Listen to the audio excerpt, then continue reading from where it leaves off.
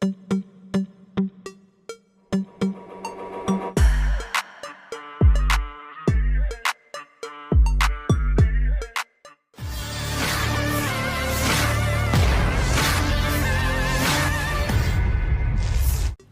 kelompok Barat menghancurkan benteng angkatan bersenjata Ukraina di area Svatovsky. Rekamannya beredar di media sosial Telegram pada Rabu 31 Januari 2024. Kerusakan akibat kebakaran yang akurat pada parit tentara Ukraina memaksa kelompok militer Ukraina untuk meninggalkan perlindungan, seperti yang terlihat dalam rekaman. Badai rudal yang diciptakan Rusia membuat tentara Ukraina ketakutan dan sigap menyelamatkan diri. Tidak hanya menyasar personel militer, serangan rudal Rusia juga menjadikan parit dan kendaraan evakuasi tentara Ukraina sebagai sasaran selanjutnya. Sejumlah target kemudian dihancurkan oleh tembakan artileri. Insiden ini jelas menambah daftar panjang kerugian yang didapatkan angkatan bersenjata Ukraina.